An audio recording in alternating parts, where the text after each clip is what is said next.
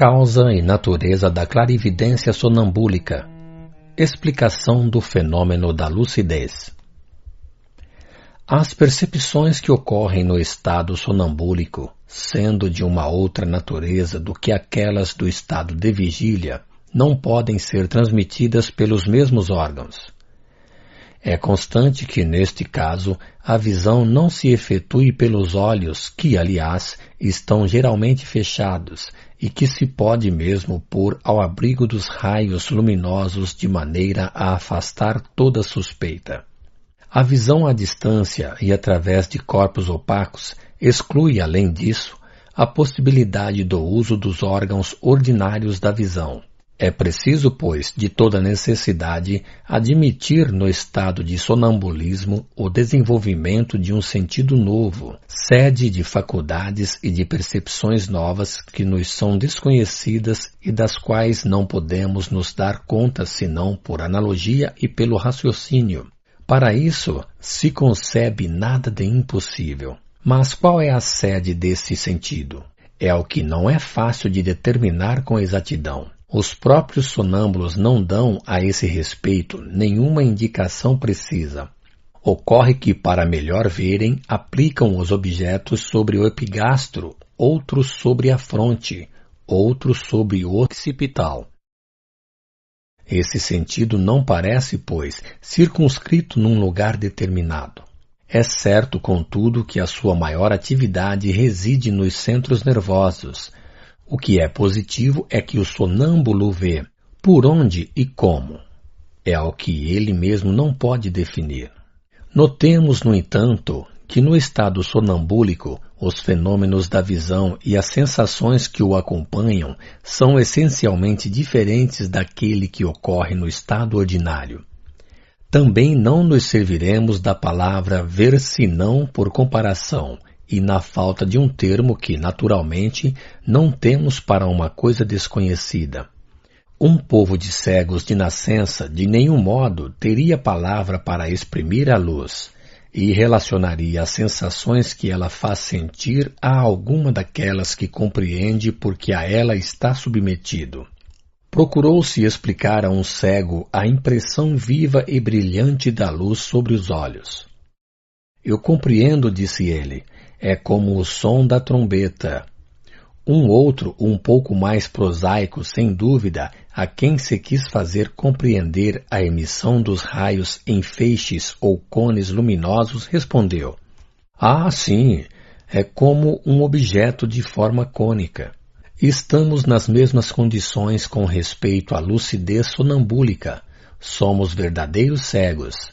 E como estes últimos para a luz, nós a comparamos àquilo que para nós tem mais analogia com a faculdade visual. Mas se quisermos estabelecer uma analogia absoluta entre essas duas faculdades e julgar uma pela outra, necessariamente nos enganaremos como os dois cegos que acabamos de citar. Está aí o erro de quase todos aqueles que procuram, supostamente, se convencer pela experiência. Querem submeter a clarividência sonambúlica às mesmas provas que da visão comum, sem sonhar que não há relações entre elas a não ser o nome que lhes damos, e como os resultados não respondem sempre à expectativa, acham mais simples negar. Se procedermos por analogia, diremos que o fluido magnético espalhado por toda a natureza e do qual os corpos animados parecem ser os principais focos é o veículo da clarividência mediúnica, como o fluido luminoso é o veículo das imagens percebidas pela nossa faculdade visual. Ora, do mesmo modo que o fluido luminoso torna transparente os corpos que atravessa livremente, o fluido magnético, penetrando todos os corpos sem exceção, não há de nenhum modo corpos opacos para os sonâmbulos. Tal é a explicação, a mais simples e a mais natural, da lucidez, falando do nosso ponto de vista. Nós a cremos justa porque o fluido magnético incontestavelmente desempenha um papel importante nesse fenômeno. Ela, entretanto, não poderia dar conta de todos os fatos. Há uma outra que os abarca a todos, mas a qual algumas explicações preliminares são indispensáveis. Na visão à distância, o sonâmbulo não distingue um objeto ao longe como poderíamos fazê-lo através de um binóculo.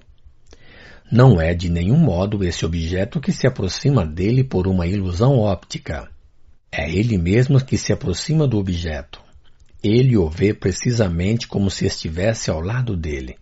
Ele mesmo se vê no lugar que observa. Em uma palavra, ele se transporta. Seu corpo, nesse momento, parece aniquilado. Sua palavra é mais abafada. O som de sua voz tem alguma coisa de estranha. A vida animal parece se extinguir nele. A vida espiritual está toda inteira no lugar onde o seu pensamento o transporte. Só a matéria fica no mesmo lugar. Há, pois, uma porção de nosso ser que se separa de nosso corpo para se transportar instantaneamente através do espaço, conduzida pelo pensamento e a vontade. Essa porção, evidentemente, é imaterial. De outro modo, ela produziria alguns efeitos da matéria. É a essa parte de nós mesmos que chamamos a alma. Sim, é a alma que dá ao sonâmbulo as faculdades maravilhosas das quais goza. A alma que, em circunstâncias dadas, se manifesta se isolando em parte e momentaneamente de seu envoltório corporal. Para quem observou atentamente os fenômenos do sonambulismo em toda a sua pureza, a existência da alma é um fato patente, e a ideia de que tudo se acaba em nós com a vida animal é para ele uma insensatez demonstrada até a evidência. Também se pode dizer com alguma razão que o magnetismo e o materialismo são incompatíveis. Se há alguns magnetizadores que parecem se afastar dessa regra e que professam doutrinas materialistas, é que não fizeram, sem dúvida, senão um estudo muito superficial dos fenômenos físicos do magnetismo e que não procuraram seriamente a solução do problema da visão à distância. Qualquer que ele seja, jamais vimos um único sonâmbulo que não estivesse penetrado de um profundo sentimento religioso, quaisquer que possam ser as suas opiniões no estado de vigília. Retornemos à teoria da lucidez. A alma, sendo o princípio das faculdades do sonâmbulo, é nela que reside necessariamente a clarividência, e não em tal ou tal parte circunscrita de nosso corpo. É porque o sonâmbulo não pode designar o órgão dessa faculdade como designaria o olho para a visão exterior. Ele vê por todo o seu ser moral, quer dizer, por toda a sua alma, porque a clarividência é um dos atributos de todas as partes da alma, como a luz é um dos atributos de todas as partes do fósforo. Por toda a parte, pois, onde a alma pode penetrar, há clarividência. Daí a causa da lucidez através de todos os corpos, sob os envoltórios mais espessos e em todas as distâncias. Uma objeção se apresenta naturalmente a esse sistema e devemos nos apressar em responder a ela. Se as faculdades sonambúlicas são as mesmas da alma liberta de sua matéria, por que essas faculdades não são constantes? Por que certos sujeitos são mais lúcidos do que outros? Por que a lucidez é variável no mesmo sujeito? Concebe-se a imperfeição física de um órgão, não se concebe a da alma. A alma se liga ao corpo por laços misteriosos, que não nos fora dado a conhecer antes que o Espiritismo nos tivesse demonstrado a existência e o papel do perispírito. Tendo essa questão sido tratada de maneira especial na revista e nas obras fundamentais da doutrina, não nos deteremos mais aqui. Limitamos-nos a dizer que é pelos nossos órgãos materiais que a alma se manifesta ao exterior.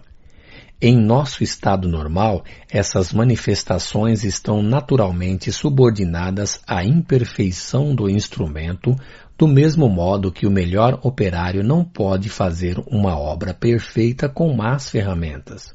Por admirável que seja, pois, a estrutura de nosso corpo, que ele haja tido a previdência da natureza em relação ao nosso organismo para o cumprimento de suas funções vitais, à distância desses órgãos, submetidos a todas as perturbações da matéria, a sutileza de nossa alma. Por muito tempo, pois, que a alma se prenda ao corpo, sofre-lhe os entraves e as vicissitudes. O fluido magnético não é a alma, é um laço, um intermediário entre a alma e o corpo. É pela sua maior ou menor ação sobre a matéria que torna a alma mais ou menos livre. Daí a diversidade das faculdades sonambúlicas. O sonâmbulo é o homem que não está desembaraçado senão de uma parte de suas vestes, e cujos movimentos são ainda constrangidos por aquelas que lhe restam. A alma não terá sua plenitude e inteira liberdade de suas faculdades, senão quando houver sacudido os últimos coeiros terrestres, como a borboleta sai de sua crisálida.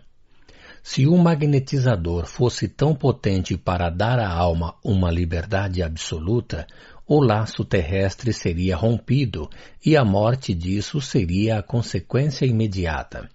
O sonambulismo nos faz, pois, colocar um pé na vida futura.